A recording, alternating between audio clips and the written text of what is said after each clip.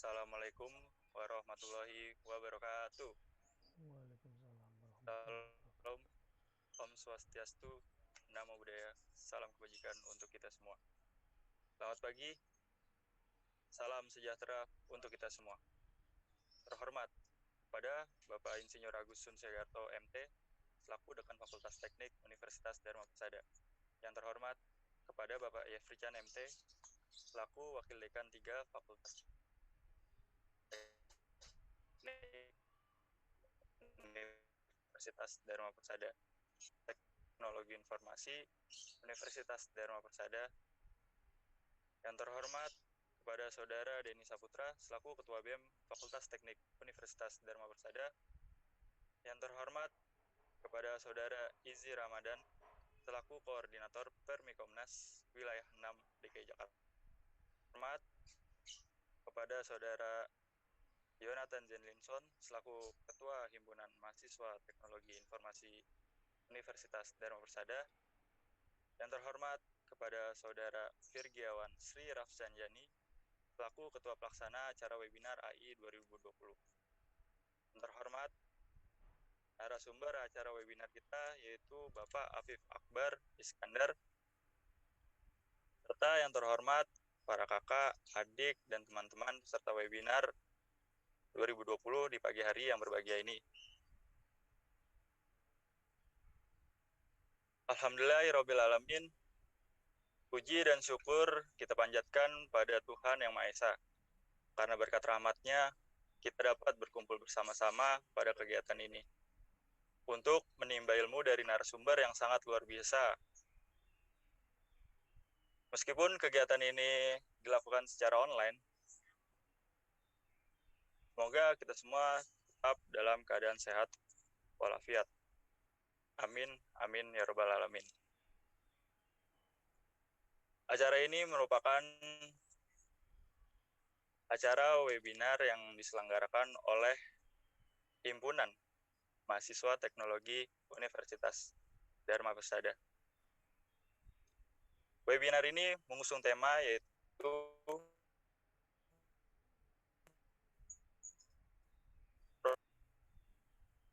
kemudian izinkan saya untuk memperkenalkan diri saya terlebih dahulu. Perkenalkan, nama saya Duta Waludin Erdiansyah. Di sini saya sebagai pembawa acara webinar AI 2020.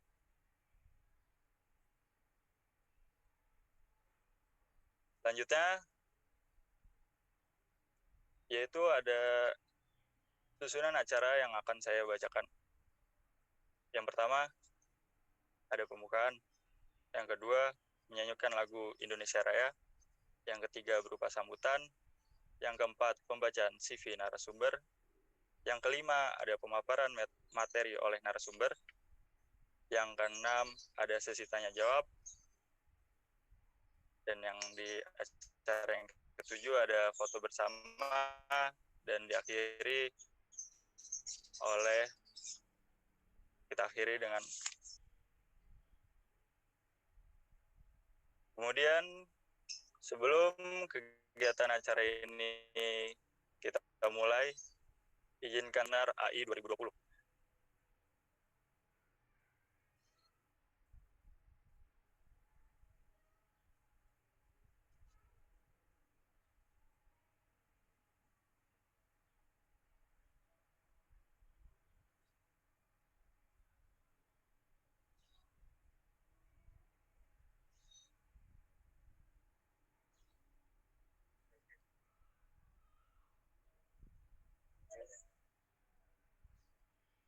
Tata tertib webinar AI 2020. 1. Seluruh peserta diwajibkan memakai alma mater universitas atau instansi masing-masing. 2. Seluruh peserta bagi yang tidak memiliki alma mater diwajibkan menggunakan kemeja dan tidak diperkenankan menggunakan kaos. Seluruh peserta wajib hadir minimal 10 menit sebelum acara dimulai. 4. Peserta webinar HIMIFDA 2020 asal instansi akuntansi pada username Zoom. Apabila username Zoom tidak dirubah sesuai ketentuan, maka peserta tidak akan diadmit oleh host. 5.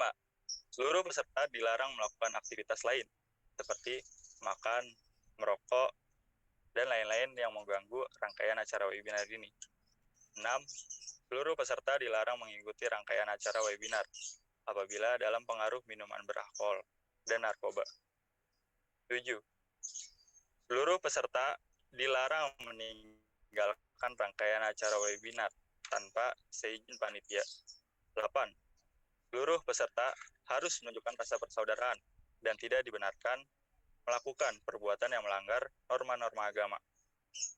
9. Seluruh peserta yang melanggar tata tertib yang telah dibuat oleh panitia akan dikenakan sanksi yang akan ditentukan oleh panitia.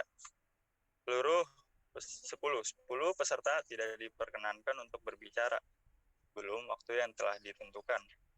11. Bagi peserta yang ingin bertanya, wajib menggunakan fitur chat Zoom terlebih dahulu. 12. Seluruh peserta wajib menyalakan kamera dan mengikuti rangkaian acara dari awal hingga akhir. 13. Seluruh peserta wajib mengisi formulir yang telah disiapkan panitia untuk mendapatkan e-sertifikat. 14. Seluruh peserta wajib tetap kondusif di saat webinar sedang berlangsung. 15. Seluruh peserta wajib menggunakan virtual background yang telah disediakan oleh panitia.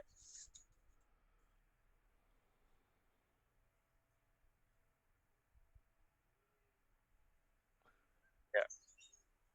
Masuki agenda yang selanjutnya, yaitu kita akan menyanyikan lagu Wajib Indonesia Raya.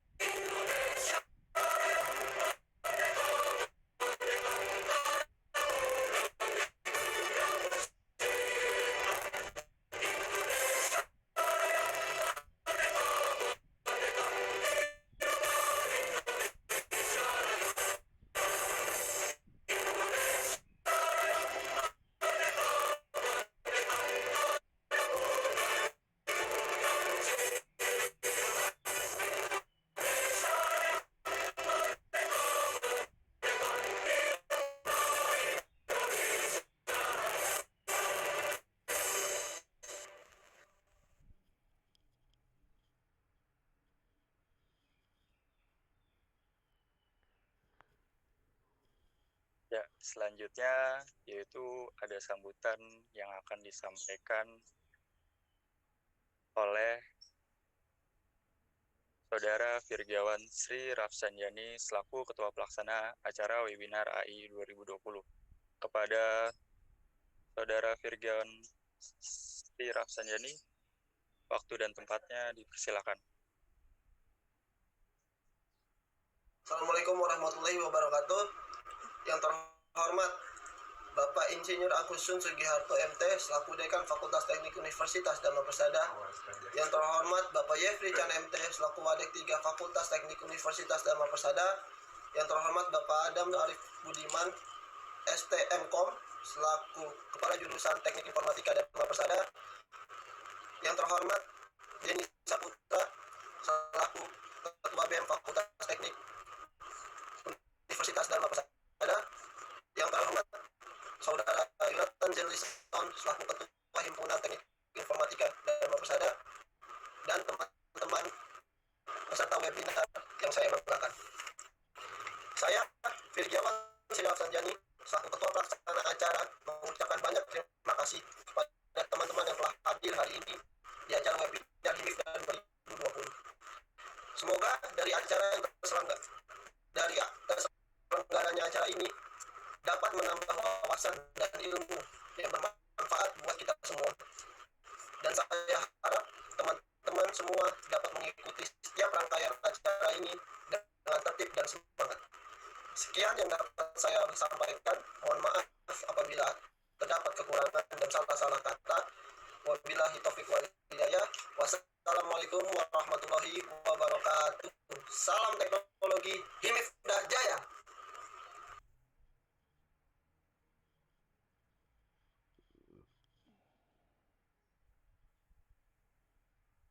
Ya, terima kasih kepada Saudara Firgiawan Sri Rafsanjani atas sambutannya. Lalu sambutan yang berikutnya akan disampaikan oleh Saudara Yonatan Zenlison selaku Ketua Himpunan Mahasiswa Teknologi Informasi Universitas Dharma Persada. Bang Yonatan Zenlison, waktu dan cek 1 2. Oke. Assalamualaikum warahmatullahi wabarakatuh. Shalom, Om Swastiastu, Namo Buddhaya, salam kebajikan kita semua. Selamat pagi untuk semuanya. Yang saya hormati kepada Pak Adam selaku Kepala Jurusan Teknologi Informasi Unsada. Yang saya hormati Bang Denny selaku Ketua BEM Fakultas Teknik Unsada. Dan saya ucapkan terima kasih kepada pemateri kita, Pak Afif, yang sudah mau membagikan ilmunya dalam webinar ini, hadir bersama-sama dengan kita. Juga saya ucapkan banyak terima kasih untuk panitia Angkatan 2019 yang mau menyiapkan acara ini dengan sangat baik. Juga kepada para peserta, kawan-kawan semua yang sudah mau ikut dan hadir bersama-sama untuk belajar di sini mengenai pentingnya peran AI dalam COVID-19. Ya, kiranya ilmu yang diberikan kepada kita dari Pak bisa bermanfaat untuk kita semua, bisa kita terapkan di keseharian kita semua. Atas perhatiannya, saya ucapkan terima kasih. Kurang lebihnya mohon maaf. Salam teknologi, hidup mahasiswa. Wassalamualaikum warahmatullahi wabarakatuh. Waalaikumsalam warahmatullahi wabarakatuh. Ya, terima kasih kepada Bang Yonatan Zenlison atas sambutannya. Sambutan yang selanjutnya akan disampaikan oleh Bang Denny Saputra selaku Ketua BEM Mahasiswa Fakultas Teknik Universitas Dharma Persada. Kepada Bang Denny Saputra, waktu dan tempatnya kami persilakan.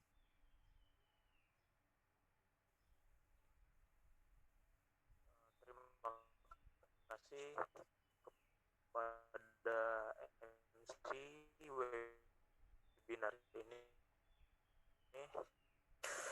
Sekali lagi saya ucapkan terima kasih untuk waktu dan tempat yang telah disediakan atau dipersilahkan untuk saya mengisi sambutan pada acara webinar yang diselenggarakan oleh Himpunan Mahasiswa Informatika Unsada. Pertama-tama saya ucapkan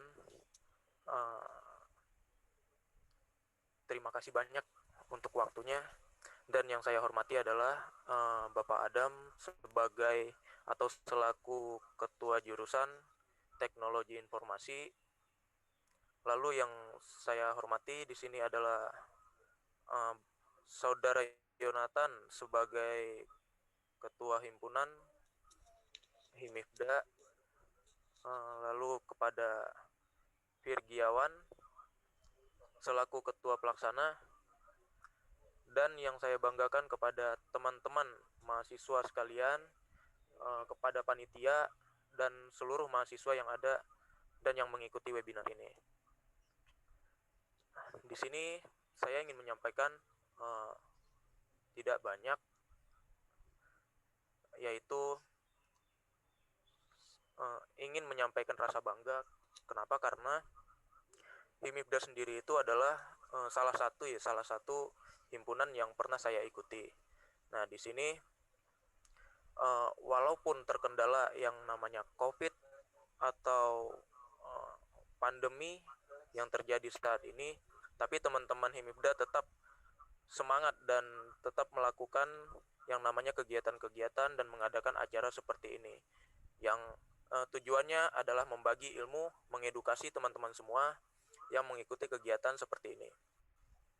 Dan untuk teman-teman yang sebagai peserta atau audiens, tetap semangat nantinya menghadapi krisis yang ada di Indonesia, terutama kita semua sebagai mahasiswa, di mana kita dirumahkan untuk segi perkuliahan, tetapi jangan khawatir, kita juga memiliki fasilitas seperti teknologi yang sudah disediakan oleh para vendor-vendor atau para startup yang ada di dunia, bahkan di Indonesia juga sudah ada. Dan tetap ikuti acara ini sampai selesai, kalau bisa sampai selesai, dan ikuti setiap materi. Dan dari teman-teman, jika ada sesuatu pertanyaan yang membingungkan atau yang ingin ditanyakan, silahkan ditanyakan kepada teman-teman yang telah menyediakan tempat untuk bertanya nantinya. Mungkin cukup sekian yang dapat saya sampaikan. Kurang lebihnya saya mohon maaf. Assalamualaikum warahmatullahi wabarakatuh. Salam sejahtera untuk kita semua.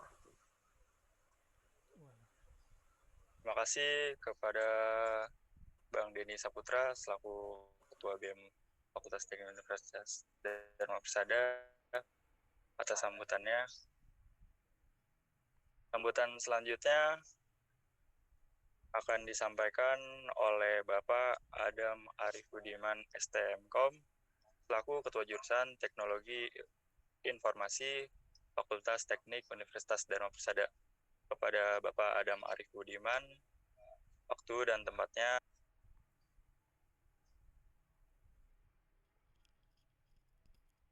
Tes 1, 2, 3.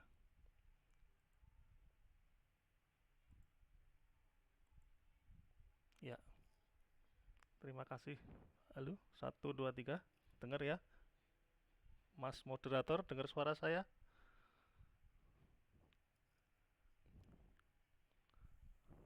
Ya, dengar, Pak. Oh ya, Ada baik. suara. Ya, baik. Ini saya pakai laptop yang satunya jadi suaranya agak kecil ya. Assalamualaikum warahmatullahi wabarakatuh.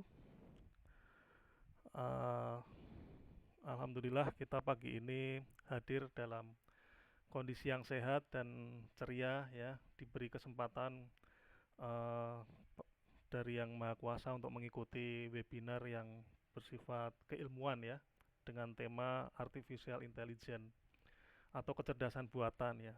Dunia AI itu sekarang sudah mulai merambah kemana-mana, bahkan sudah mulai merambah ke dunia usaha ya, bisnis ya. Kalau zaman dulu saya kuliah itu dunia AI baru sebatas di sistem kontrol ya, mengendalikan alat dan sebagainya ya, menggunakan fasi, menggunakan apa itu jaringan saraf tiruan untuk mengetahui pola atau tren-tren kontrol tertentu begitu. Tapi sekarang sudah sedemikian marak dan ini menjadi tuntutan bagi mahasiswa teknologi informasi untuk terus mempelajari mengenai AI ya, karena dunia ilmu komputer ini selalu berkembang gitu ya. Jadi nggak boleh berhenti belajarnya. Nah, salah satu belajarnya melalui webinar ini. Alhamdulillah Pak Afif Akbar Iskandar sudah bersedia untuk mengisi acara webinar ini. Beliau bukan orang sembarangan ya, beliau ahli di bidang AI dan mungkin suatu saat, mohon izin Pak Afif, mungkin suatu saat kami undang untuk mengajari kami belajar AI dengan menggunakan Python ya. Nah, karena saya lihat di CV-nya kok ini pendiri dari Python coding begitu ya Pak ya. Begitu. Saya kira dari saya itu saja sambutan untuk webinar ini. Saya ucapkan selamat kepada mahasiswa untuk mengikuti webinar ini. Semoga ilmunya dapat terserap dengan baik dan bisa dikembangkan lebih lanjut. Terima kasih. Wassalamualaikum warahmatullahi wabarakatuh. Waalaikumsalam warahmatullahi wabarakatuh. Ya, terima kasih untuk Bapak Arif Budiman,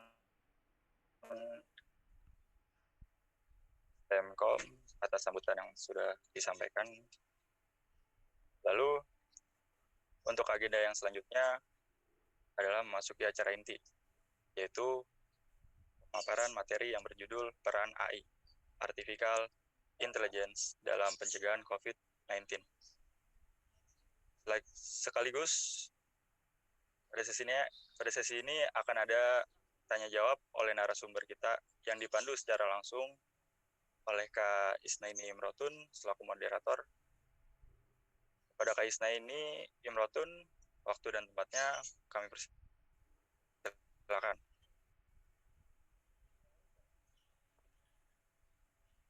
Terima kasih. Assalamualaikum warahmatullahi wabarakatuh. Terima kasih kepada Kak Duta sebagai pembawa acara webinar HIMIFDA 2020 yang telah mempersilahkan saya sebagai moderator untuk memandu jalannya acara pada pagi hari ini. Baik teman-teman semua, izinkan saya untuk memperkenalkan diri saya kembali. Ketua Universitas Dharma Persada Teknologi Informasi. Suara saya kedengeran ya? Gimana, Kak Duta? Ya, ada kok, Kak. Oke. Yang terhormat kepada Bapak Adam Arif Budiman STMkom, selaku Kepala Jurusan Teknologi Informasi Fakultas Teknik Unsada. Yang terhormat kepada Saudara Denny Saputra, selaku BEM Fakultas Teknik Unsada. Yang terhormat kepada Saudara Yonatan Zenlison, selaku Ketua Himpunan Mahasiswa Teknologi Informasi Unsada.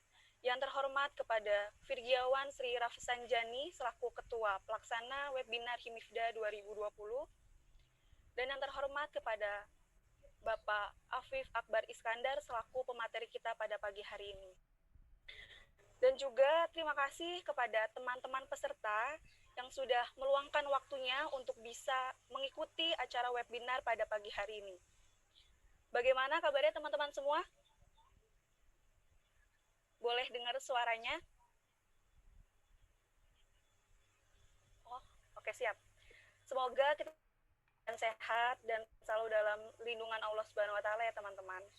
Oke, untuk dipahami dan ditaati kembali sesuai peraturan yang sudah sebelumnya dibacakan oleh pembawa acara yaitu Kak Duta, mohon untuk teman-teman semua bisa mengikutinya dan juga bisa mentaatinya agar acara kita ini berjalan dengan lancar dan efektif.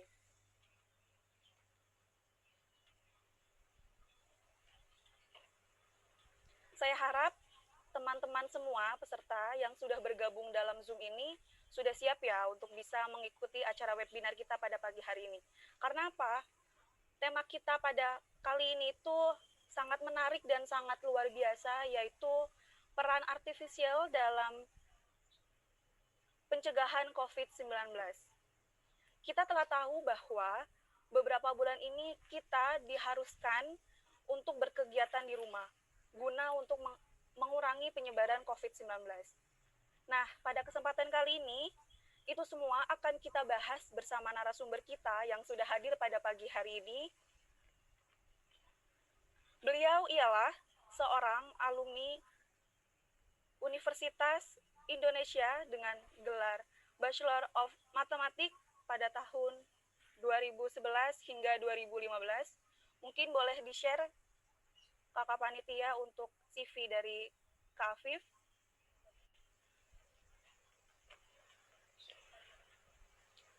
Dan beliau melanjutkan pendidikannya kembali di universitas yang sama, yaitu di Universitas Indonesia dengan gelar Master of Computer Science pada tahun 2015 hingga 2018. Beliau juga sudah berpengalaman kerja yang sangat luar biasa, yaitu di bagian data engineer di Kumpa pada tahun 2017. Selanjutnya juga beliau sudah bekerja sebagai AI Scientist dan Engineer di Bukalapak pada tahun 2017 hingga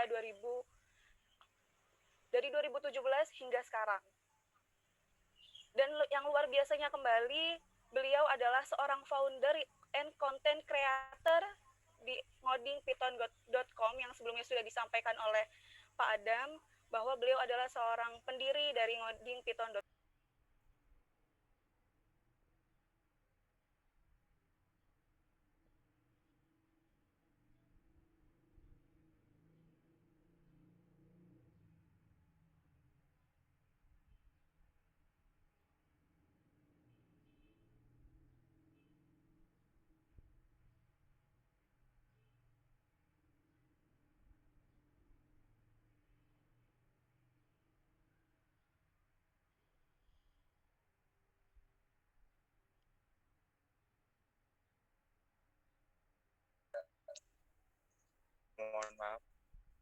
Mohon maaf ada kesalahan teknis.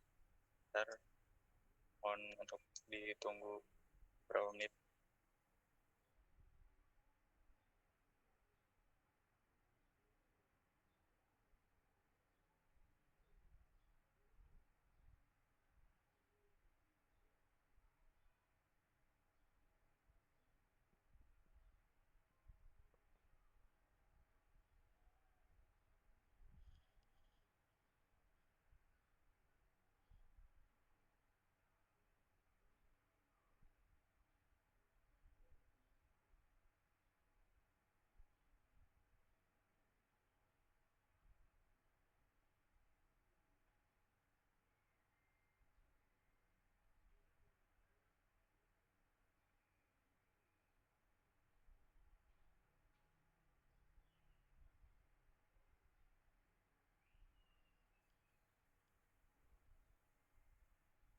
Belum ada suaranya, Kak. Oke, mohon maaf atas ada gangguannya tadi. Oke, saya lanjutkan. Langsung saja kita persilahkan pemateri kita, yaitu Bapak Afif Akbar Iskandar selaku AI Scientist and Engineer Bukalapak. Kepadanya saya persilahkan. Assalamualaikum, Pak. Waalaikumsalam. Suara saya kedengeran? Dengeran. Ini udah. Bagaimana kabarnya? Alhamdulillah baik. Alhamdulillah ya. Saya manggilnya Bapak atau Kak aja nih biar enak kali ya. Kak aja lah biar. Oh, oke, Kak. Jadi muda ya. Terima kasih untuk Kak Afif sudah meluangkan waktunya untuk bisa menyampaikan materi kita pada pagi hari ini. Sama. Oke, Kak, saya mengingatkan kembali bahwa materi yang akan disampaikan itu 45 menit dan nantinya ada tanya jawab dengan peserta itu 10 menit. Jadi nanti saya akan memilih beberapa pertanyaan dari teman-teman. Jadi untuk teman-teman peserta semuanya, tolong untuk disiapkan note-nya, catatannya, atau mungkin HP-nya untuk bisa dicatat, disimak baik-baik materi yang nantinya disampaikan oleh Kak Afif. Dan nantinya jika memang teman-teman ada pertanyaan yang ingin ditanyakan kepada Kak Afif, teman-teman semua bisa melayangkannya di chatroom yang sudah tersedia di Zoom. Nanti beberapa pertanyaan dari teman-teman akan saya pilih dan saya bacakan, nanti ditanyakan kepada Kak Afif. Seperti itu untuk teman-teman semua.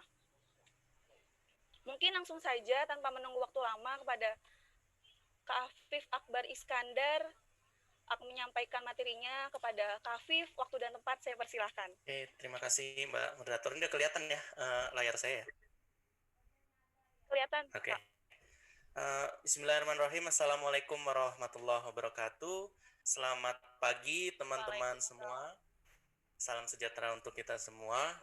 Yang terhormat Bapak Adam Arif Budiman selaku Kepala Jurusan Teknologi Informasi, kepada Mas Denny Saputra selaku Ketua BEM Fakultas Teknik Unsada, kepada Mas Yonatan selaku Ketua HIMIFDA, kepada Mas Virgiawan selaku Ketua Panitia dan teman-teman semua yang berbahagia.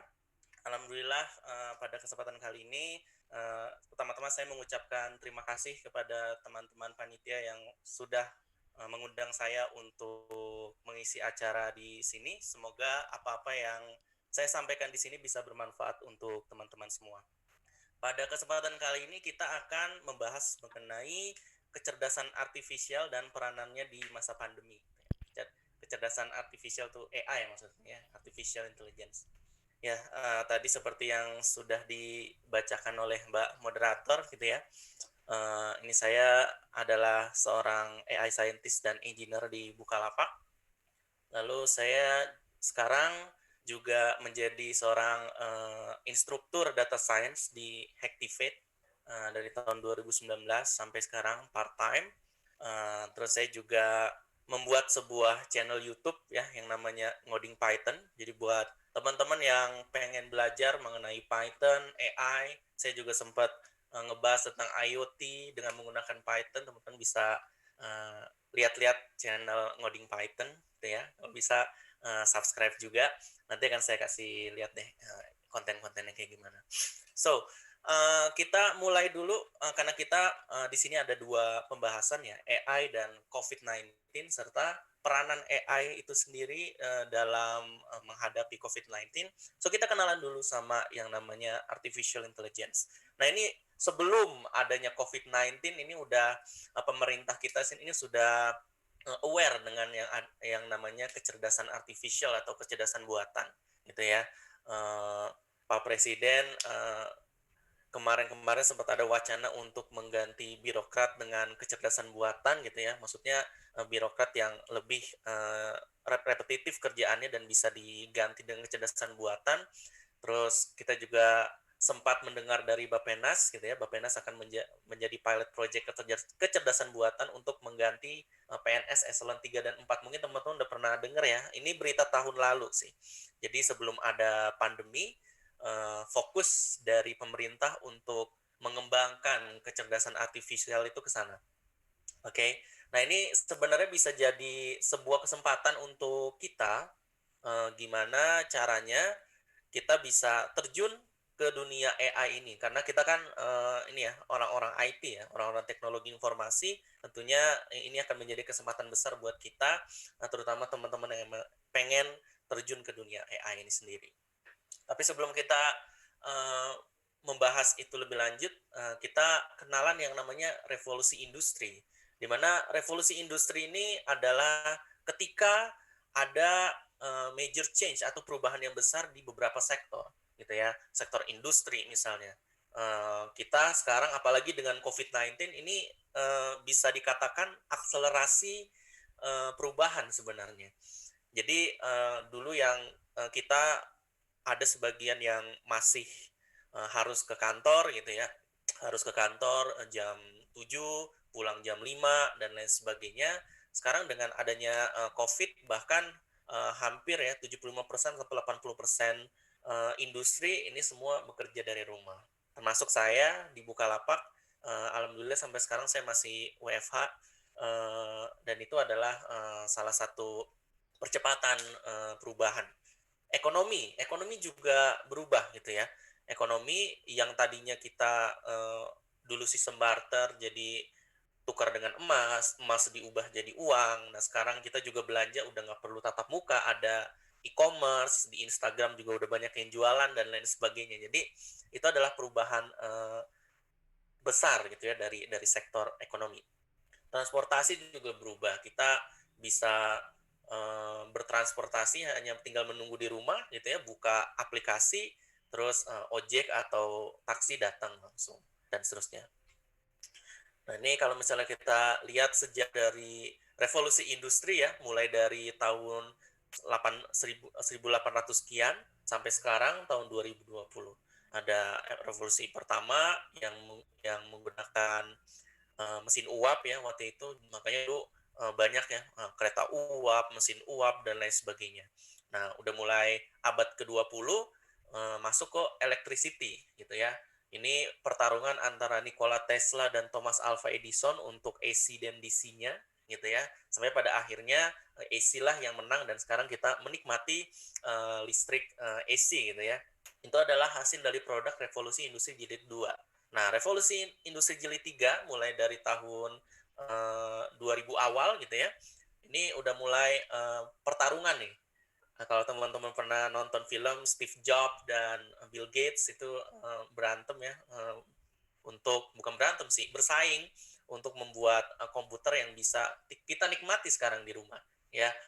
Itu adalah hasil dari revolusi industri jilid 3. Nah, sekarang nih revolusi industri jilid 4 kita sedang masuk ke dalam eranya, di mana di sana ada big data. Big data itu bisa dimanfaatkan untuk IoT, cloud teknologi, dan untuk mengautomasi kompleks task atau tas-tas yang sulit atau rumit ya. Ini bagian-bagian dari industri 4.0, ada automation gitu ya, terus koneksi. Jadi nantinya kalau misalnya kita punya data center, maka kita akan terpusat di satu tempat gitu ya. Misalnya nantinya kalau misalnya kita udah punya KTP, terus kalau kita misalnya pengen daftar rumah sakit atau bikin SIM dan lain sebagainya, diharapkan hanya dengan scan KTP semua data kita sudah masuk ke dalamnya tanpa perlu mengisi ulang. Nah, itu kan harapannya nanti ke depannya, semoga seperti itu. Cloud computing gitu ya. Sekarang kalau kita pengen membuat sebuah produk ya, membuat website dan lain sebagainya, kita udah nggak perlu lagi nih komputer fisik untuk menjadi server. Sekarang kita bisa sewa cloud computing, kita udah nggak perlu mikirin lagi maintenance-nya dan lain sebagainya. IoT, nah Internet of Things ini sekarang juga termasuk yang banyak digunakan ya. Terus juga bisa juga ini untuk menghadapi pandemi COVID-19 ya. Dengan device yang kecil itu dia bisa mendeteksi apakah kita suspek positif atau enggak gitu. Itu udah banyak dikembangkan. Big data jelas ya, karena sekarang kita berada di era big data, nanti saya jelaskan di slide selanjutnya. Terus selanjutnya adalah system integration, bagaimana sebuah sistem yang terpisah-pisah itu menjadi satu kesatuan dengan cara automasi yang tadi saya sebutkan di awal. Ini beberapa beberapa topik mengenai industri 4.0. Nah, ini kita akan bahas artificial intelligence and machine learning. Nah, ngomong-ngomong tentang artificial intelligence, ini salah satu core-nya atau basic-nya ini adalah big data. Kalau kita misalnya bertemu dengan big data, kita akan bertemu dengan 3V dari data. Yang pertama adalah variety, jadi variasinya akan banyak gitu ya. Ada gambar, ada video, ada teks, ada yang terstruktur ya, database, sinyal, dan lain sebagainya. Itu banyak sekali variasi-variasi data yang kita temui di internet gitu ya. Bahkan kita sebagai orang biasa adalah orang yang bertanggung jawab juga untuk memproduksi data. Apa contohnya? Upload foto di Instagram, upload video di YouTube, nulis tweet di Twitter, bikin status di Facebook. Itu juga data yang bisa dikonsumsi orang gitu kan. Karena kan sifatnya itu public. Terus yang kedua adalah velocity, yaitu percepatannya. Jadi bisa teman-teman lihat ya, kalau misalnya nanti akan saya jelaskan velocity, intinya adalah data dari tahun 90-an sampai tahun 2000 itu bisa pertumbuhannya itu bisa dikejar hanya dengan 2 tahun ya, atau 1 tahun dari mulai abad 21 gitu. Jadi percepatannya itu sangat cepat gitu. Bukan hanya kecepatan tapi percepatannya itu sangat tinggi gitu ya. Terus yang ketiga adalah volume. Jelas ya. Sekarang udah ada hard disk saja udah sekarang itu minimal ya 1 tera ya. Kalau misalnya kurang dari 1 tera kayaknya udah kurang gitu ya. Kalau dulu tuh zaman saya kuliah gitu, hard disk 128 giga aja udah cukup gede gitu. Dulu ya. Kalau sekarang mah udah kurang banget karena data sekarang udah sangat-sangat besar. Nah, ini yang tadi saya bilang percepatan data. Ini kita bisa lihat data yang paling cepat tumbuh itu adalah data yang tidak terstruktur. Jadi perbedaan antara data terstruktur dengan data yang tidak terstruktur adalah data yang terstruktur ini yang bentuknya berupa tabel gitu ya. Jadi misalnya kuesioner gitu ya. Terus apalah pokoknya yang isinya berbentuk tabel. Jadi udah terstruktur. Nah, yang paling banyak berkembang itu yang paling banyak tumbuh itu adalah yang unstructured, yang tadi teks, terus gambar, terus video, terus apalagi sinyal dan lain sebagainya. Nah, ini teman-teman bisa lihat unstructured data ini tumbuh 60% sampai 80% per tahun. Gitu ya. 60% sampai 80% per tahun, hampir 100% tumbuhnya setiap tahunnya. Ini bisa kita lihat nih. Jadi grafiknya ini eksponensial. Kalau ini cenderung linear ya, cenderung linear tapi koefisiennya 0, sekian. Jadi dia agak landai. So itu. Nah, big data ini kalau misalnya kita lihat kegunaannya adalah reduce cost gitu ya, membuat proses lebih efisien, terus mendetek resiko dan ngecek fraud. Nah, ini juga salah satunya adalah mendeteksi COVID dan perintilan-perintilan, nanti akan saya bahas di akhir. Terus mengerti kebutuhan customer. Nah, ini yang namanya sistem rekomendasi itu juga membutuhkan big data. Oke, ini adalah beberapa fundamental item dari data science. Kita next saja. Nah, ketika kita berbicara tentang artificial intelligence ini banyak ininya, banyak istilah lainnya. Ada deep learning, ada machine learning, robotics juga. Kalau misalnya teman-teman tahu ada mobil yang bisa jalan sendiri ya, Tesla juga bahkan ada semi autonya. Nah, itu sebenarnya masuk ke robotics itu. Nah, robotics ini lebih ke automation robotnya. Terus ada neural network juga dan lain sebagainya. Jadi tadi sempat Pak Adam menyebutkan JST ya, jaringan saraf tiruan, ini sama dengan neural network ini. Mungkin teman-teman juga beberapa sudah ada yang familiar dengan konsep dari neural network. Berbicara tentang artificial intelligence, ini sebenarnya kalau kita bikin diagram Venn bentuknya seperti ini. Jadi artificial intelligence ini adalah semestanya ya, yaitu program yang memiliki kemampuan untuk belajar dan seperti manusia ya. Belajar dan melakukan sesuatu seperti manusia. Nah, di dalam artificial intelligence ini ada beberapa cabang, tapi yang menjadi otak dari artificial intelligence itu adalah machine learning. Di mana machine learning ini adalah algoritma yang mempunyai kemampuan untuk belajar tanpa diprogram secara eksplisit. Jadi ketika kita punya data gitu ya, misalnya gambar kucing dan bukan kucing misalnya. Kalau misalnya kita membuat sebuah algoritma machine learning, lalu kita masukkan data foto-foto yang tadi ke dalam algoritma machine learning tersebut. Nah, algoritma machine learning tersebut bisa belajar untuk membedakan mana gambar kucing, mana gambar bukan kucing. Itu salah satu contoh aja. Gitu. Jadi kalau misalnya kita bawa ke medis gitu ya, misalnya pendeteksi COVID-19, kita udah punya nih riwayat-riwayat pasien-pasien yang terkena COVID ini, ciri-cirinya apa. Itu misalnya berat badannya berapa, terus golongan darahnya apa, terus kandungan dalam darahnya apa, ABCDE segala macam. Saya nggak paham mengenai medik, tapi nanti ketika kita dapat recordnya, kita masukkan ke algoritma machine learning, harapannya algoritma kita ini bisa membedakan mana orang yang terkena COVID-19, mana yang tidak terkena COVID-19. Jadi kira-kira gitu. Nah, di dalam machine learning ini ada satu metode lagi yang namanya deep learning. Jadi deep learning ini sebenarnya machine learning yang lebih khusus neural network. Jadi neural network yang memiliki hidden layer yang banyak gitu ya, yang dalam gitu ya, itu kita bisa sebut dengan yang namanya deep learning. Itu ya kira-kira. Jadi bentuknya seperti ini. Nah, kalau misalnya teman-teman lihat foto yang ada di sini, ini foto bukan foto orang beneran. Ini adalah foto yang di-generate oleh mesin. Jadi ini nggak ada nih di dunia nyata orang-orang kayak gini, tapi kita bisa lihat ini orang-orangnya kayak ya udah kayak orang lagi foto aja gitu. Padahal ini nggak ada orangnya di dunia ini gitu. Jadi ini dibuat dengan menggunakan generative adversarial network namanya. Ini riset yang diterbitkan oleh Nvidia. Teman-teman kalau tahu Nvidia ya, yang suka main game, GPU-nya Nvidia GeForce 3080 Ti ya.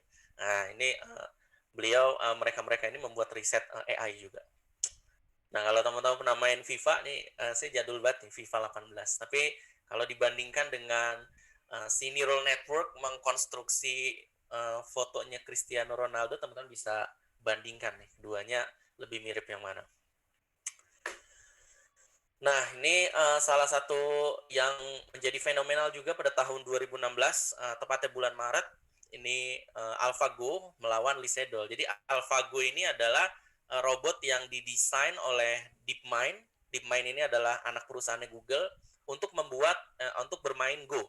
Nah, ini ditandingkan dengan Lisedol gitu ya. Lisedol ini adalah pemain Go profesional. Ini waktu pas dia melawan AlphaGo, dia peringkat 3 dunia.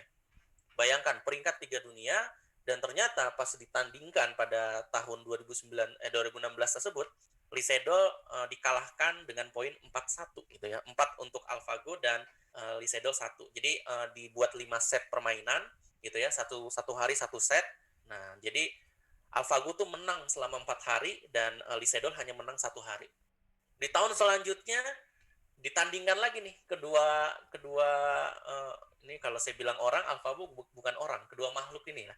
AlphaGo dan Lisedol ditandingkan sama prosesnya 5 permainan juga, dan ternyata AlphaGo lebih pintar. Jadi dia belajar selama setahun tuh di train lagi algoritmanya. Nah, akhirnya Lisedol tidak menang sama sekali dari 5 permainan tersebut. Dan ini pada tahun 2020 awal, Lisedol menyatakan pensiun karena alasannya adalah AI tidak dapat dikalahkan. Nah, ini bisa teman-teman bayangkan, pemain dunia hebat gitu ya menyerah karena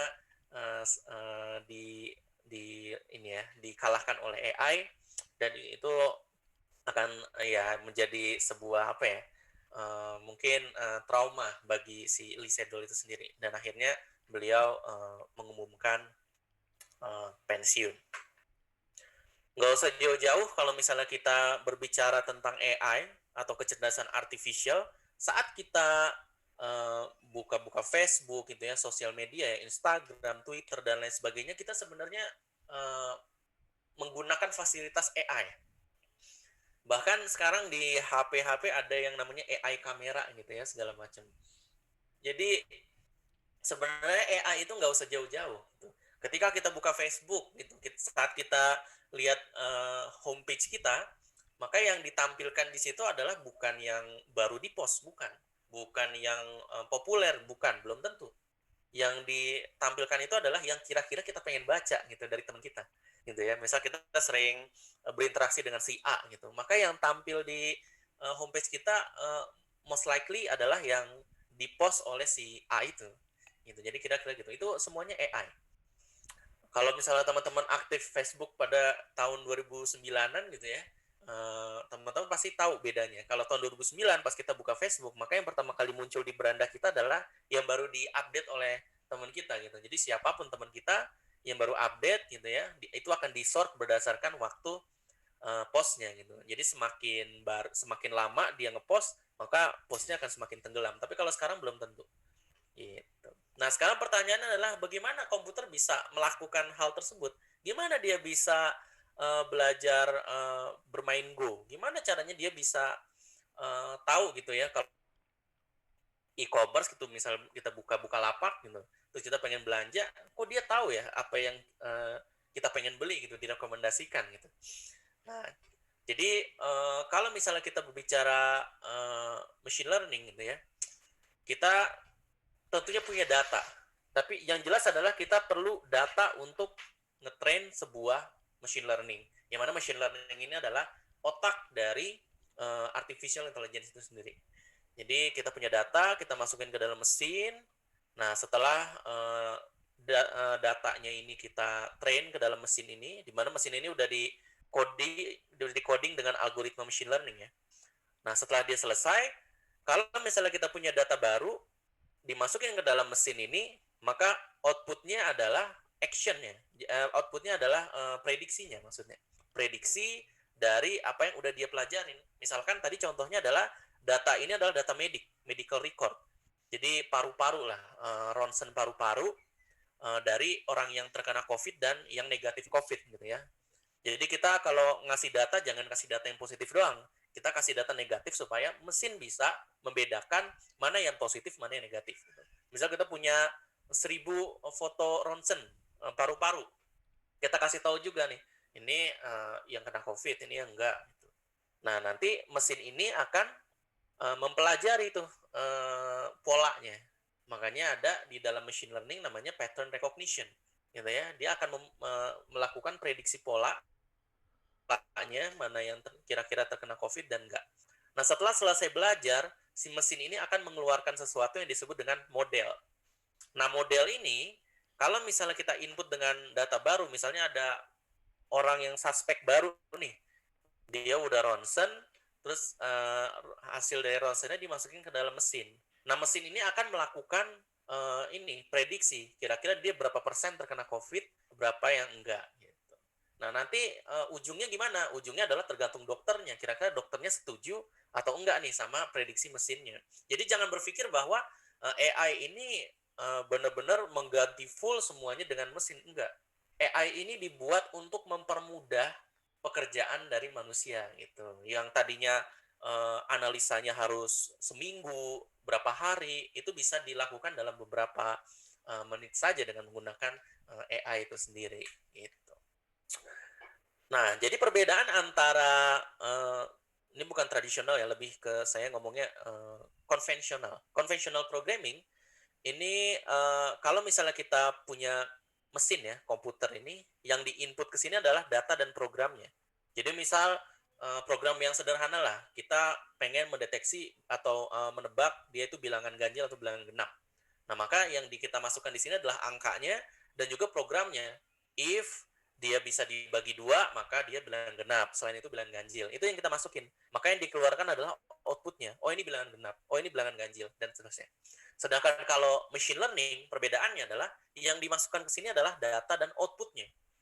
Jadi misalnya kalau kasusnya sama ya, untuk memprediksi bilangan ganjil genap, walaupun sebenarnya masalah ganjil genap itu tidak perlu menggunakan machine learning, tapi sebagai contoh biar apple to apple, saya kasih contoh nih, datanya dimasukin adalah angka-angkanya nih, misal 1 sampai 10.000.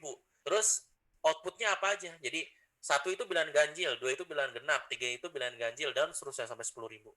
Nah, nanti si komputer ini akan mencari polanya sendiri. Oh, bilangan genap tuh yang begini, oh bilangan ganjil tuh yang begini gitu. Jadi dia yang mencari polanya sendiri. Nah, nanti yang dihasilkan adalah program. Nah, program yang dimaksud di sini kalau di dalam machine learning itu adalah model. Gitu kira-kira. Jadi gambarannya seperti itu. Nah, sekarang kita berbicara mengenai COVID-19.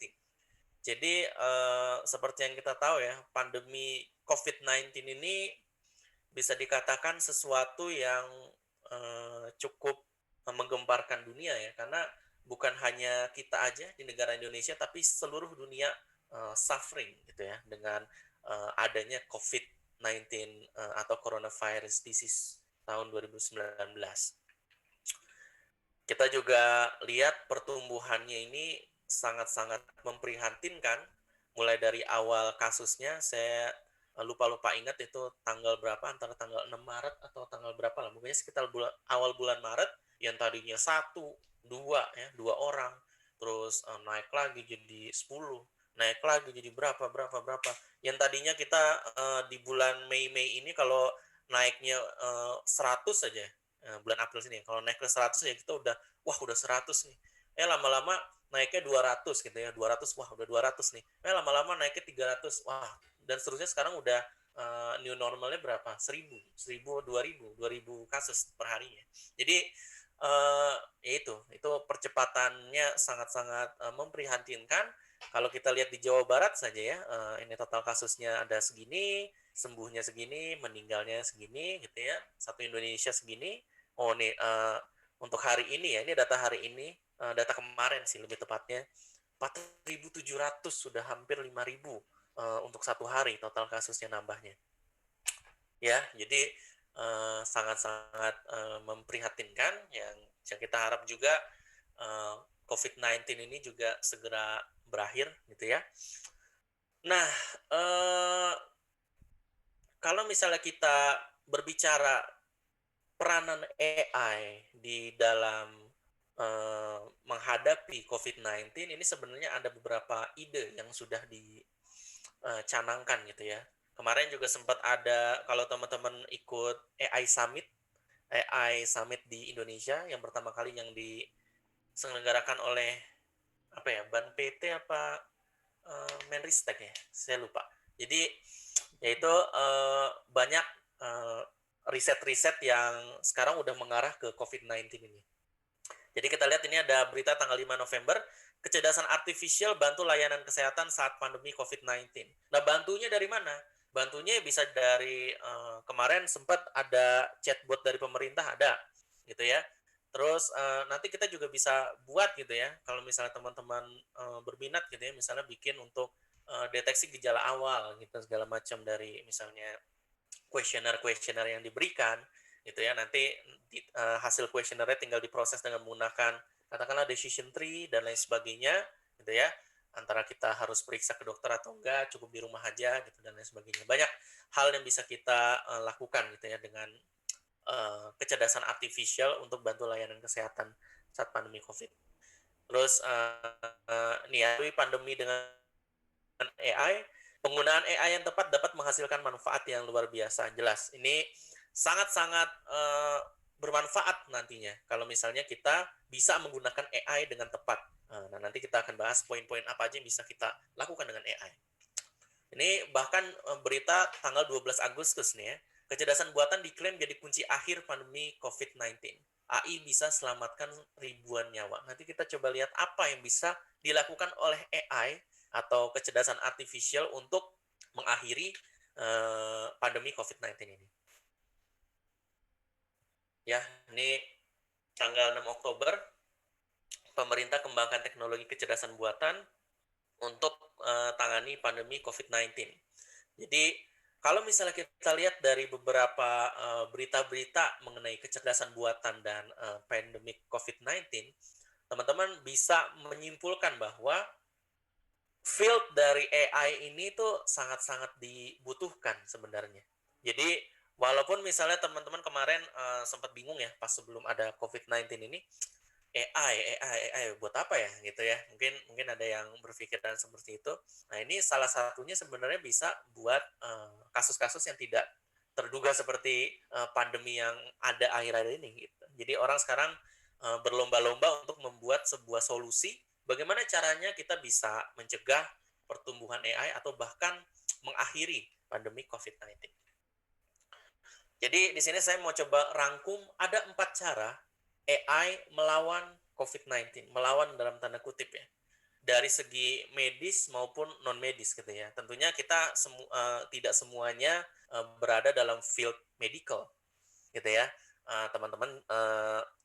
Terutama di sini kan field-nya adalah teknologi informasi. Kalau misalnya teman-teman ada saudara atau teman yang berada di field kesehatan, itu sangat-sangat membantu gitu ya, karena di bidang AI ini sendiri kita juga perlu yang namanya domain expert, konsultasi dengan domain expert. Jadi algoritma yang kita buat itu tidak melenceng gitu dari teori yang dikuasai oleh si domain expert tersebut gitu. Nah, yang pertama adalah deteksi dan diagnosis penyakit. Jadi ada beberapa paper yang sudah dipublish ya di kanal-kanal jurnal gitu ya. Ini salah satunya adalah AI for COVID-19. Jadi AI ini bisa mendeteksi gejala-gejala awal dari aplikasi gitu. Jadi ini tentunya butuh kerjasama antara anak AI gitu ya, anak TI, terus juga yang berada di field kesehatan. Nah, kalau kita berbicara di Indonesia, ini saya nggak usah ini perusahaan teman saya ya, Alpha Beta. Jadi mereka dibiayai oleh mereka adalah salah satu yang menang waktu itu riset hibah riset dari pemerintah kalau nggak salah saya. Ini beliau ini membuat pendeteksi COVID-19 dengan foto ronsen paru-paru dimasukin ke dalam sistem mereka. patient support system. Nah, nanti dia akan melakukan prediksi mana yang positif, mana yang negatif dari ciri-ciri yang ada di paru-paru tersebut dengan kecepatan berapa milidetik tadi 100 milidetik dengan akurasi lebih dari 95%. Ini luar biasa sekali. Mereka ini menggunakan yang namanya teknologi reinforcement learning. Jadi learningnya udah bukan supervised, unsupervised, tapi reinforcement learning yang biasanya digunakan untuk automasi, gitu ya. Automasi misalnya self-driving car atau automasi game dan lain sebagainya. Nah, ini udah ada di yang namanya alpha beta ini. Nah, ini kemarin hibah dari Ristek Berry nih. Mereka adalah salah satu yang menang dalam hibah tersebut. Oke, itu adalah salah satu cara gitu. Masih ada cara yang lain yang bisa dilakukan. Oke, lanjut ya. Nah, step yang kedua adalah kalau misalnya kita kurang mampu untuk mengumpulkan data medis gitu ya, atau mungkin sesimpel kita nggak punya kenalan dokter, atau misalnya kita yang nggak ada kenalan aja gitu, jadi kita nggak bisa membuat sebuah sistem yang mana dari sisi medisnya. Nah, kita bisa bikin yang namanya tracking penyebaran COVID-19 gitu ya. Kita coba lihat dari beberapa website yang udah ada gitu ya. Sekarang kan udah banyak kan website-website yang memberikan informasi mengenai COVID-19. Ada di Jabar ada gitu ya, di Jakarta ada, se-Indonesia juga ada gitu. Nah, dari situ kita bisa tracking penyebarannya dengan membuat dashboard dan lain sebagainya, heat map dan lain sebagainya. Nah, nanti dari data historical tersebut kita bisa bikin regresinya. Regresinya kira-kira nih di daerah mana nih yang laju pertumbuhannya kemungkinan tuh belum turun, belum landai, masih banyak pertumbuhan di sana dan lain sebagainya. Ini kita bisa membuat tracking penyebaran COVID-19 ini. Dan ini udah banyak dilakukan oleh teman-teman yang ada di Pemda gitu ya. Saya punya teman banyak yang membantu proyek-proyek Pemda untuk menangani penyebaran COVID-19 ini, salah satunya adalah dengan melakukan tracking di sini. Yang ketiga, ini adalah melakukan reduksi dan pencegahan penyebaran. Caranya dengan apa? Caranya dengan modeling. Tadi kita udah tracking gitu ya, terus kita lihat pertumbuhannya seperti apa. Kalau misalnya kita lakukan modeling dan lain sebagainya, tentunya ini juga butuh bantuan ya. Selain kita sebagai anak TI, kita juga butuh orang matematik ya untuk melakukan modeling matematik. Ini saya kemarin sempat baca-baca dari teman saya. Ini kalau teman-teman pernah baca paper mengenai pemodelan matematik yang dikeluarkan oleh Iluni Matematika Universitas Indonesia. Nah, ini yang kemarin ya, yang ini sayangnya gambarnya belum update karena waktu pas papernya itu atau artikelnya dipublish itu bulan April. Jadi kita bisa lihat ya, ini reportednya, tapi kita prediksi bahwa yang infeksi itu berapa kali lebih jauh dari yang di-report gitu. Jadi kita kemarin itu mengasumsikan bahwa yang di-report itu hanya sekian persennya dari keseluruhan total yang terinfeksi. Jadi yang terinfeksi inilah yang nantinya kita akan coba kontrol dengan beberapa variabel. Kemarin juga ada riset, saya lupa dari IPB atau dari mana gitu ya, salah satu profesor matematik. Beliau membuat sebuah, ini bukan ini ya gambarnya. Beliau membuat sebuah model, terus membuat dua variabel yang bisa dikontrol. Jadi ada 3 skenario kalau saya nggak salah ya, untuk mencegah pertumbuhan COVID-19. Variabel pertama itu adalah test rate. Jadi rate test untuk keseluruhan kasus. Dan yang kedua adalah kebijakan social distancing. Jadi kalau misalnya kita pengen menekan pertumbuhan COVID, ada 3 skenario. Skenario pertama adalah kita nggak apa-apa test case-nya, sampling testnya sebanyak yang sekarang, tapi protokol kesehatan itu harus diketatkan, harus lebih tegas, gitu ya.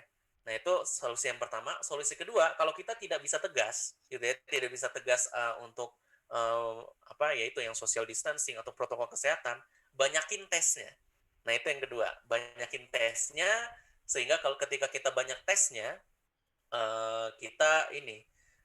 kalau banyak tesnya, kita bisa yang namanya karantina untuk orang-orang yang OTG, orang-orang yang positif dan lain sebagainya. Dan skenario ketiga adalah kita nggak perlu terlalu banyak mengatur lockdown, kita juga nggak perlu banyak test case-nya, tapi kita tingkatkan secara simultan gitu. Jadi jadinya peningkatannya tidak seperti yang kasus 1 dan kasus 2. Jadi peningkatan tapi pelan-pelan gitu. Jadi itu diharapkan ketiga skenario itu bisa dilakukan oleh pemerintah. Nah, itu kemarin adalah pemodelan dari saya lupa universitas mana. Jadi kalau misalnya kita biarkan kasusnya seperti sekarang, jadi grafiknya seperti ini. Nah, kalau misalnya dilakukan salah satu dari 3 skenario tersebut, kita bisa lakukan ini. Nah, kira-kira gitu. Jadi itu ya salah satu poinnya, yaitu melakukan yang namanya reduksi dan pencegahan penyebaran dengan beberapa modeling atau beberapa skenario. Nah, ini juga bisa misalnya kita pengen bikin aplikasi yang namanya social distancing detection. Jadi kalau misalnya kita punya CCTV dan lain sebagainya di jalan, terus kita bisa bikin model social distancing-nya. Kita deteksi orangnya, terus kita ukur jaraknya antara satu titik dengan titik yang lain. Kalau misalnya dia kurang dari threshold, berarti dia tidak social distancing. Tapi kalau misalnya dia lebih dari threshold, maka dia social distancing. Ini bisa kita lihat ya, yang dempet-dempet ini dia tidak social distancing nih, karena kotaknya ini overlap. Nah, yang ini karena dia sendiri ya, terus kalau dari titik ini ke sini dan ini ke sini jauh gitu ya, maka dia social distancing, maka hijau gitu. Jadi yang melanggar nih ada 15 orang nih di sini. Nah, ini bisa bermanfaat juga nih di tempat-tempat umum.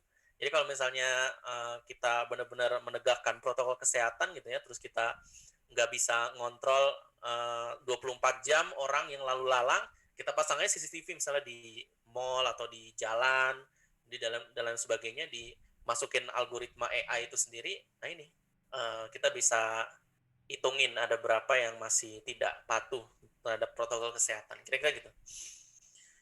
Nah, ini saya juga sempat bikin tutorial di channel saya di Ngoding Python untuk memprediksi orang itu pakai masker apa enggak gitu ya. Jadi kalau kita lihat di sini pakai masker, terus di sini enggak pakai masker, itu kita bisa lihat juga. Jadi mungkin nanti ini bisa diintegrasikan ke sistem absensi yang ada di kantor misalnya ya. Jadi kalau misalnya dia enggak pakai masker, nanti dia enggak boleh masuk gitu misalnya. Pintunya tidak terbuka, tapi kalau misalnya pakai masker baru pintunya terbuka, kira-kira gitu. Dan yang terakhir ini ya, yang terakhir adalah ini yang tidak langsung ke medicalnya, tapi lebih ke arah menahan laju persebaran hoax yang ada mengenai COVID-19 terutama. Kita tahu bahwa COVID-19 ini membuat kita takut gitu segala macam. Dan hoax yang ada itu malah bikin kita takut dan semakin khawatir. Kalau kita takut terus gitu, lama-lama imun turun gitu kan.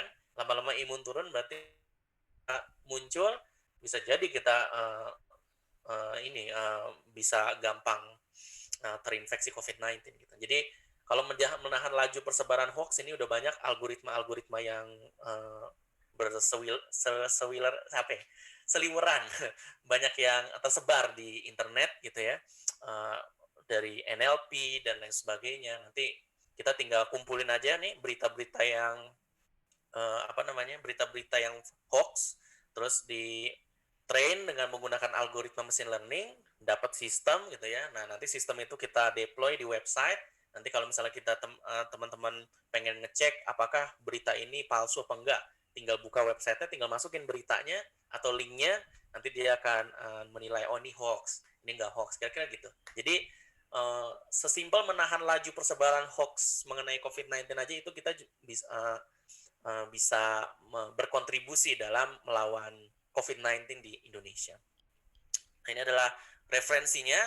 Nah, nanti kalau misalnya teman-teman pengen belajar mengenai ini ya, promosi sedikit. Jadi kalau misalnya teman-teman pengen belajar mengenai AI dan lain sebagainya, teman-teman bisa kunjungi website YouTube gitu ya. Terus cari aja Ngoding Python. Di sini teman-teman bisa belajar machine learning. Ini saya juga bikin IoT gitu ya.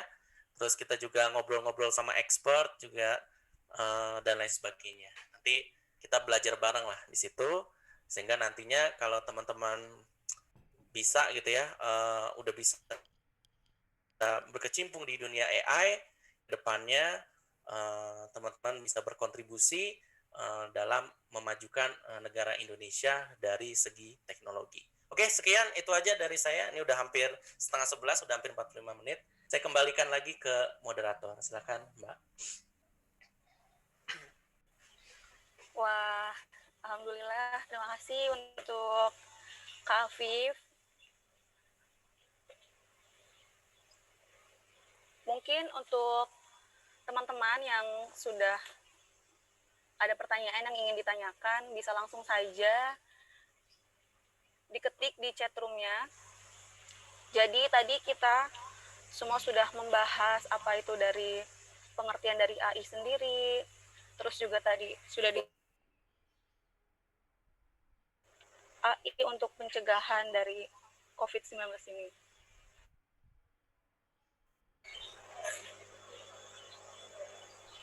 Suara saya jelas nggak? Jelas. Jelas, Kak. Gimana dari teman-teman peserta?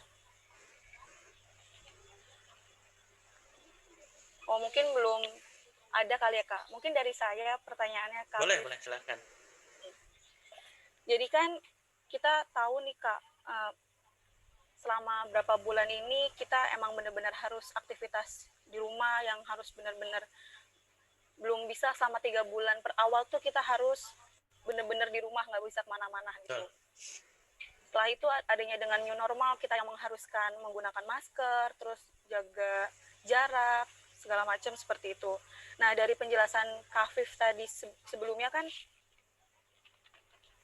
ada beberapa pencegahan dari AI ini untuk COVID-19. Kalau boleh saya pertanyakan, ini mungkin agak nggak terlalu masuk ya, Kak. Kan ini kita nih mungkin sebagian di sini adalah mahasiswa yang mungkin juga ada sebagian sambil kerja dari karyawan seperti itu. Terlebih lagi karyawan ini selama COVID ada beberapa pengurangan karyawan sendiri karena mungkin dari perusahaannya sendiri sudah menggunakan dari kecerdasan buatan ini, entah itu dari mesinnya untuk produksi produk mereka seperti itu. Nah, yang saya tanyakan adalah apakah ini efektif untuk para pekerja yang memangnya mereka ini membutuhkan finansial mereka untuk kehidupan selanjutnya seperti itu, Kak. Dengan adanya AI ini, apakah emang ini berdampak besarkah untuk perusahaan tersebut dan untuk terutama para pekerjanya seperti itu, Kak? Oke. Ya, terima kasih atas pertanyaannya. Jadi ya seperti yang kita tahu bahwa COVID-19 ini berefek banyak ya, terutama kepada teman-teman yang mungkin ada yang kehilangan pekerjaannya atau perusahaan mungkin ada beberapa yang gulung tikar dan lain sebagainya. Nah, sebenarnya yang perlu diperhatikan adalah kita semua ini suffering sebenarnya. Sebenarnya kita ini sedang melawan hal-hal tersebut. Bahkan perusahaan-perusahaan yang kelihatannya baik-baik saja, belum tentu di balik layar itu baik-baik saja, gitu ya. Bisa jadi ada beberapa perusahaan yang coba gimana, misalnya direksinya mencoba gimana caranya supaya karyawannya harus tetap kerja dan lain sebagainya untuk membantu dan lain sebagainya. Nah, sebenarnya peranan dari AI ini bisa jadi apa ya? Bisa jadi pisau dua mata sebenarnya. Jadi kalau misalnya kita pengen melakukan yang namanya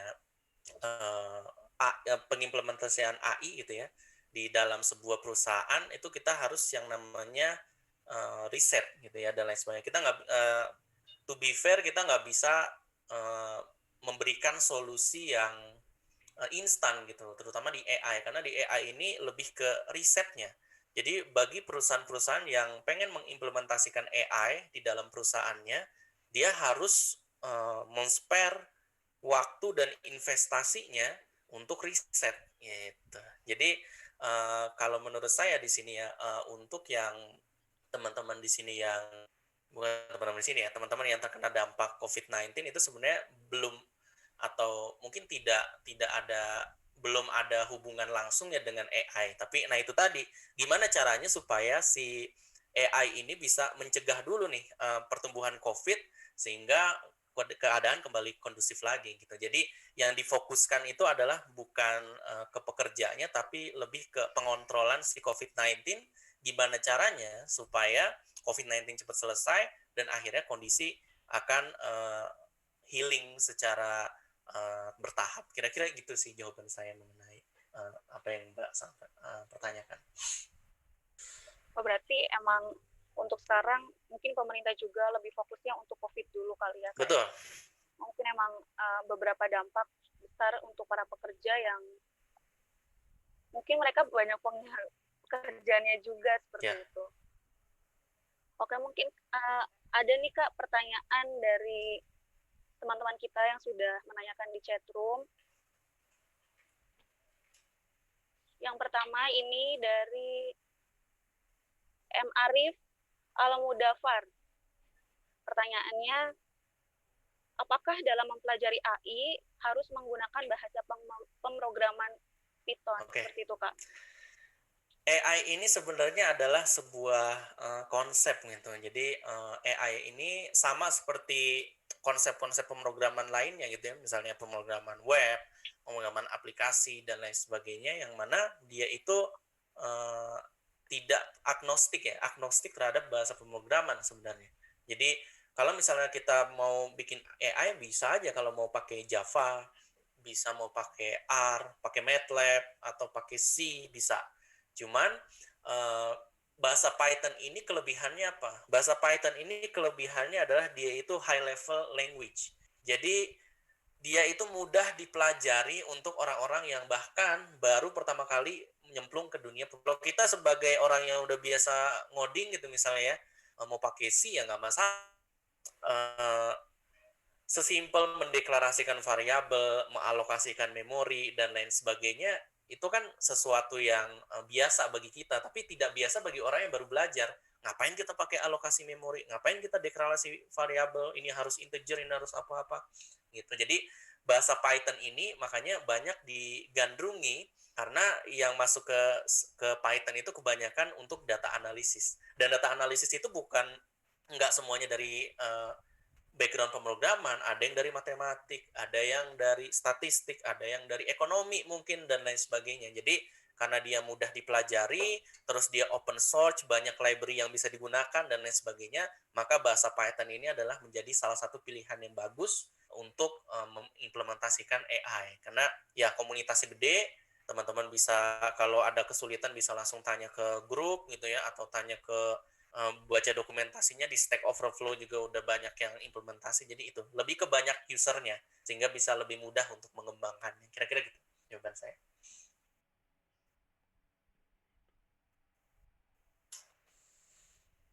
Masih di mute Mbak, sorry. nggak kedengeran. Sorry.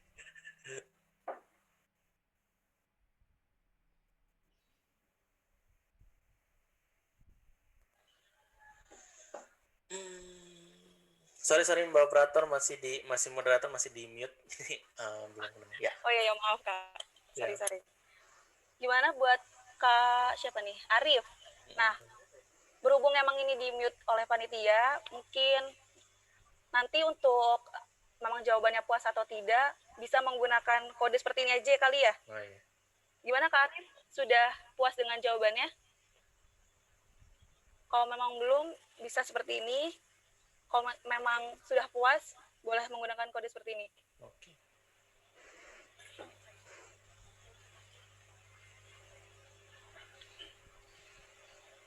Atau mungkin bisa di chat, Karif.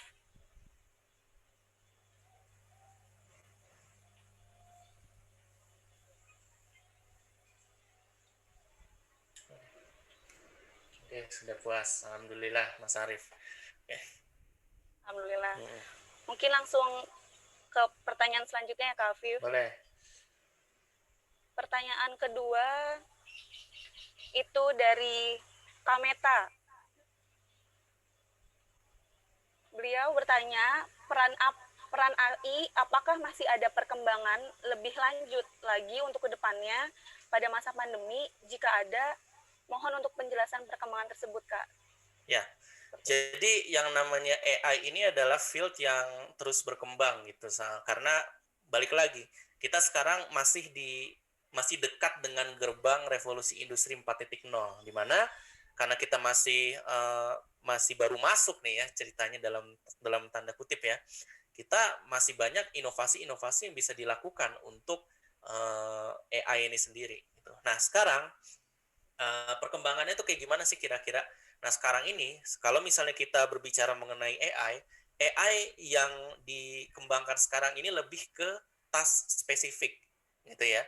Jadi sebagai contoh tadi AlphaGo, sehebat-hebatnya si AlphaGo bisa mengalahkan Lisedol, tapi si AlphaGo ini nggak bisa masak ya, nggak bisa ngomong, nggak bisa apa. Dia cuma didesain untuk spesifik satu task aja. Jadi kalau misalnya teman-teman membuat sebuah machine learning gitu ya dan lain sebagainya, pasti machine learning tersebut dibuat untuk satu task aja. Klasifikasi spam ya satu task aja itu buat deteksi spam. Terus mendeteksi wajah satu task aja mendeteksi wajah dan lain sebagainya. Nah sekarang perkembangan ini pengen di combine gitu ya. Makanya sekarang banyak yang namanya multimodal machine learning dan lain sebagainya. Nantinya harapannya bisa jadi AI ini bisa melakukan sesuatu lebih dari satu task atau tidak task spesifik gitu. Walaupun kita masih sangat jauh ke sana. Nah, sekarang ini udah digaung-gaungkan yang namanya Artificial General Intelligence atau AGI.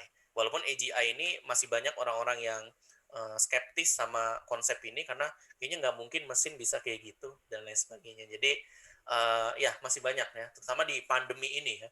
Kalau misalnya kita berbicara di masa pandemi ini mungkin nggak berkembang, sangat-sangat mungkin. Sekarang orang udah banyak yang kerja di rumah gitu ya, kerja di rumah, yang mana waktu commute-nya itu bisa diinvestasikan untuk hal-hal lain gitu. Misalnya saya juga gitu ya, kalau dulu waktu masih commute gitu ya, kerja kantor pulang ke rumah udah capek gitu. Tapi sekarang dengan kerja di rumah dan lain sebagainya, saya masih ada waktu buat misalnya bikin video dan lain sebagainya. Jadinya sangat memungkinkan untuk berkembang gitu ya. Kalau misalnya teknologi apa yang bisa berkembang untuk mencegah AI, ini masih banyak yang bisa dilakukan gitu ya.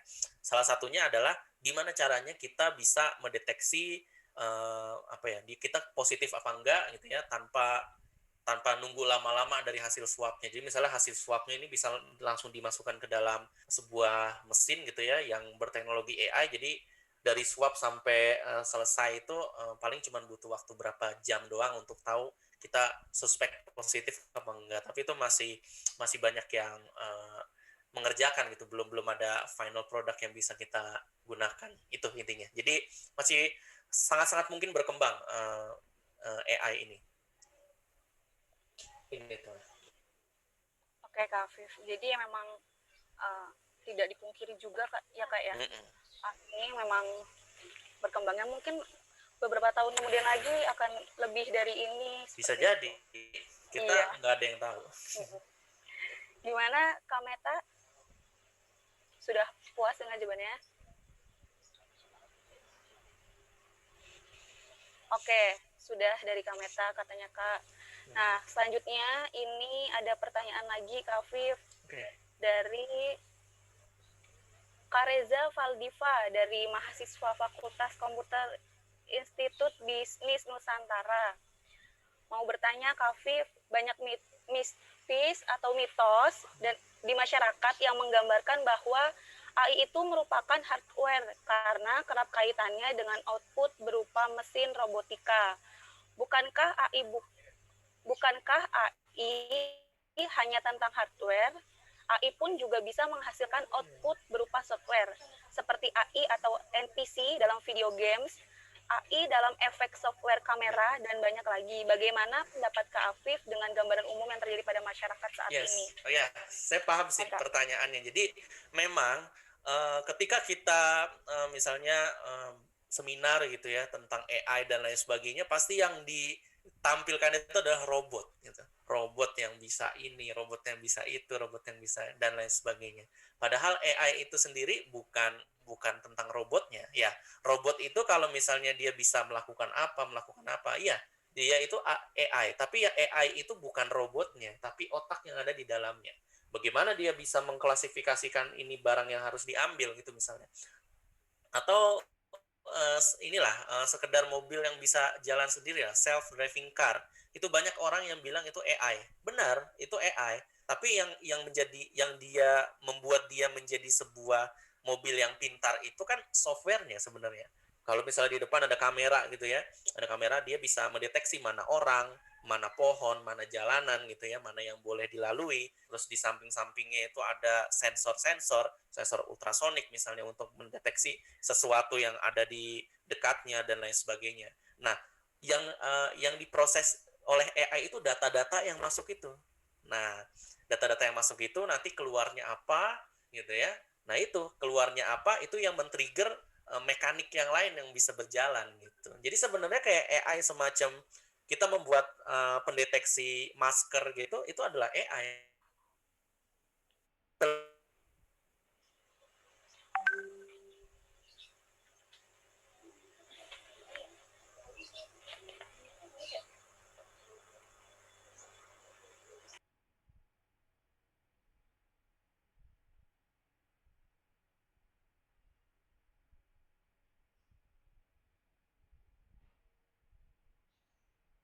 Yang di-trigger oleh algoritma AI yang udah kita program gitu dan lain sebagainya. Jadi sebenarnya kayak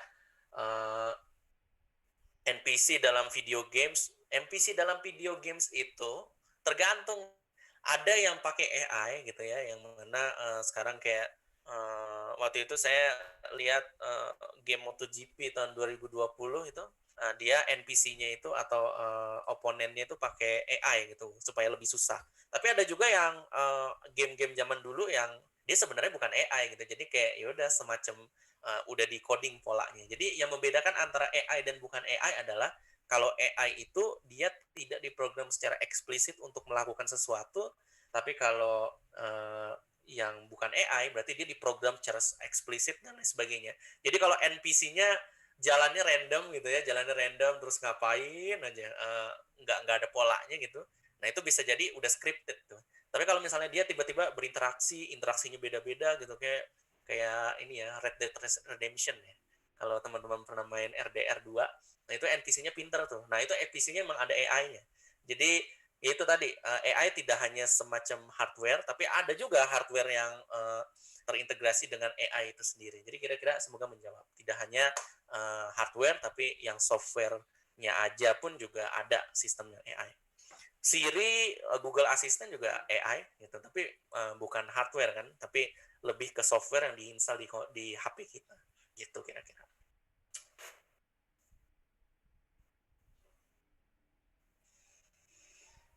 Mbak moderator di unmute dulu. Ya. Lupa terus. Gimana untuk Kak Reza dengan penjelasannya tadi dari Kak Afif? Terima kasih. Ya, sama-sama Mas Reza. Alhamdulillah sudah terjawab ya Kak. Yeah. Langsung saja Kak, mengingat waktu, kita ada pertanyaan lagi nih dari Kak Muhammad Rizky dari Unsada. Oke. Ingin bertanya, apa peran penting AI di masa depan, khususnya di bidang teknologi di Indonesia? Banyak banget kalau peran AI gitu ya. Sama kayak peran komputer apa sih di masa depan gitu. Ini pertanyaan saat masuk ke revolusi industri jilid 3 gitu. Waktu pertama kali masuk revolusi industri jilid pertama, pertanyaannya adalah apa peran mesin uap dalam kehidupan kita? Banyak. Kereta uap dan lain sebagainya. Pertanyaan saat revolusi industri jilid 2, apa peran listrik untuk dunia? Kita bisa pakai lilin gitu ya, buat penerangan dan lain sebagainya. Ternyata ini yang kita nikmatin sekarang adalah hasil dari revolusi industri jilid 2. Revolusi industri jilid 3, ngapain orang punya komputer di rumah masing-masing? Komputer itu kan cuman untuk menikmati laptop, menikmati komputer PC dan lain sebagainya. Nah, kalau sekarang apa peranan AI untuk masa depan? Banyak banget gitu. Salah satunya adalah tadi gitu ya, kita bisa mengotomatisasi. Ini saya coba balik lagi ke slide yang paling awal. Ini Jadi potensi AI di Indonesia itu kita bisa mensimpelkan birokrasi gitu ya. Birokrasi bisa lebih ramping, terus juga kita bisa mengurangi pekerjaan-pekerjaan yang repetitif. Nah, nanti yang orang yang kerjaannya misalnya repetitif gimana? Ya kita alihkan ke pekerjaan lain yang lebih inovatif dan lain sebagainya gitu. Negara-negara maju ini udah banyak yang meninggalkan pekerjaan-pekerjaan yang sifatnya repetitif gitu. Jadi digantikan dengan sesuatu yang lebih inovatif dan lain sebagainya. Sama seperti halnya dulu pas zaman jalan tol awal-awal kan ada yang jagain tuh di pintu tol tuh. Kita bayarnya manual dan lain sebagainya. Sekarang setelah diganti gitu ya, diganti dengan Imani, apakah semua penjaga tol itu di PHK? Kan enggak. Bisa dialihkan ke pekerjaan-pekerjaan lain yang lebih inovatif dan lain sebagainya. Jadi kayak gitu sih. Sebenarnya dari segi AI ini sendiri kita nggak perlu takut, oh ini kita bakal kehilangan lapangan kerja jadi semakin dikit. Enggak. Seperti yang dibilang di awal bahwa AI itu dibuat bukan untuk menggantikan manusia, melainkan AI itu dibuat untuk mempermudah manusia untuk bekerja gitu. Jadi kayak gitu aja sih. Jadi untuk pengembangan AI di masa depan itu sangat banyak gitu. Bahkan saya sendiri pun belum tahu nih AI ke depannya itu bakal bisa berkembang apa lagi dan lain sebagainya.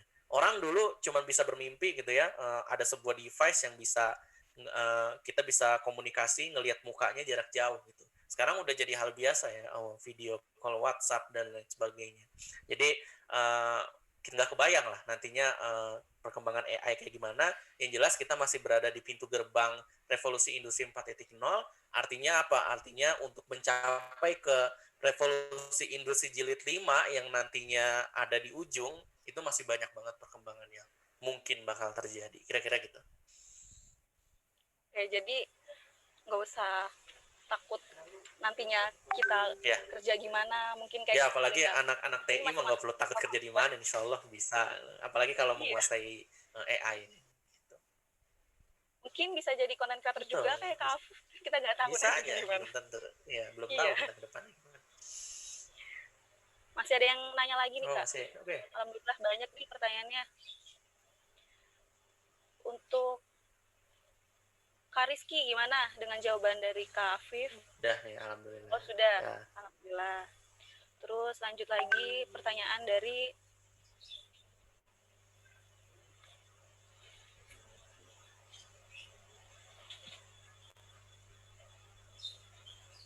Oh ternyata sudah cukup katanya Kak. Oke. Pertanyaan. Oke, siap. Mungkin itu yang bisa disampaikan dari Kak Afif sebelumnya. Terima kasih kepada Kak Afif. Terima kasih sudah menginginkan menyampaikan materinya untuk kita semua, untuk mahasiswa-mahasiswa. Semoga dengan materi yang sebelumnya Kak Afif sampaikan bisa bermanfaat juga menambah wawasan untuk kita-kita semua. Amin. Jadi teman-teman semua, sebelumnya tadi Kak Afif sudah menyampaikan bahwa AI itu adalah untuk mempermudah pekerjaan manusia, bukan bahkan untuk menghilangkan kita tidak bisa bekerja nantinya ke depannya seperti itu. Dan juga dampak yang mungkin bakal terjadi ke depannya memang banyak, tapi kita tidak perlu takut untuk semua itu, karena teknologi pun kalau kita memang ingin mencobanya semuanya pasti bisa. Oke. Seperti itu. Terima kasih untuk Kak Afif atas waktunya. Sama-sama. Terima kasih udah semoga bermanfaat buat teman-teman semua. Amin ya rabbal alamin.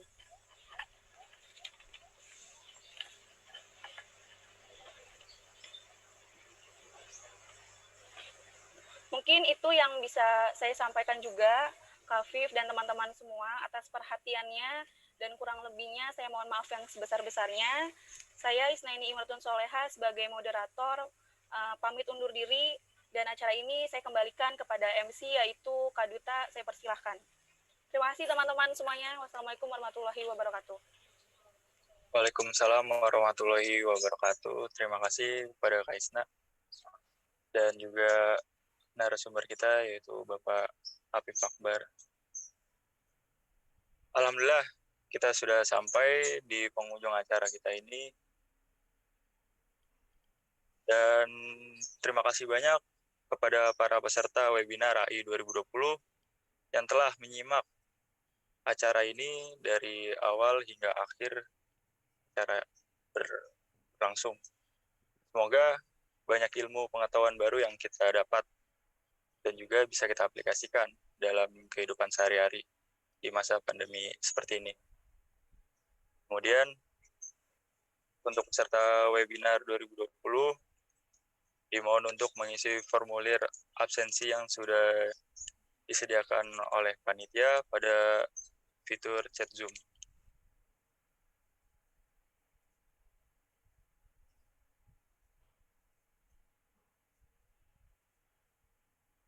Pada para peserta, segera mengisi formulir absensi di link chat Zoom yang sudah disediakan oleh panitia.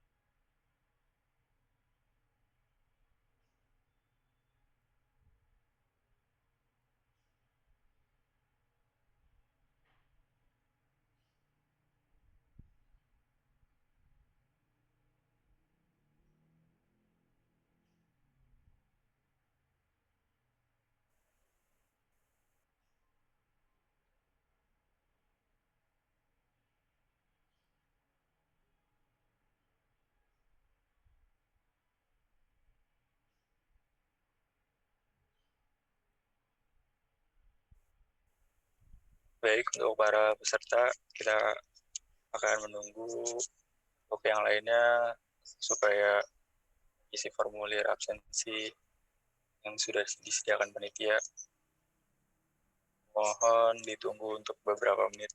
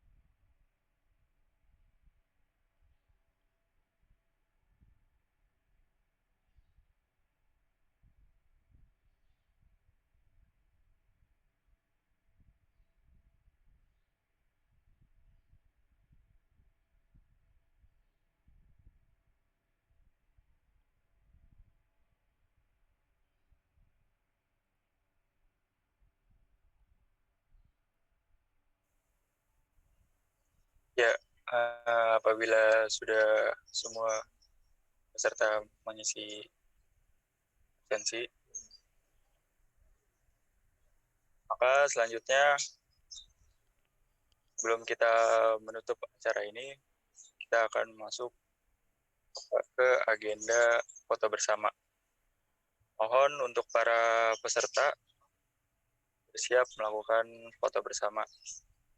Dimohon untuk para peserta juga untuk mengaktifkan kameranya.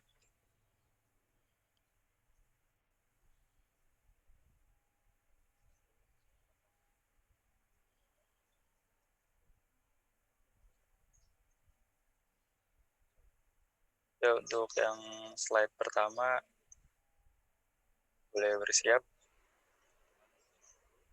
Pada hitungan ketiga, dia akan difoto. 1, 2, 3. Ya, terima kasih. Lalu untuk slide yang berikutnya, slide yang kedua, dimohon untuk bersiap-siap.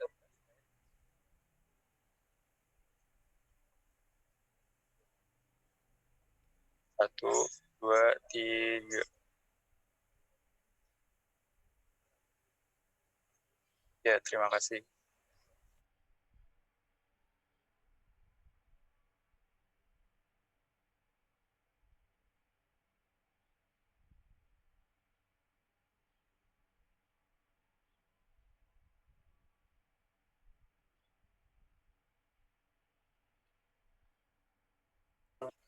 Saya selaku pembawa acara mewakili semua panitia yang sudah bertugas pada acara ini menyampaikan mohon maaf yang sebesar-besarnya apabila ada salah kata maupun perbuatan yang tidak berkenan pada peserta.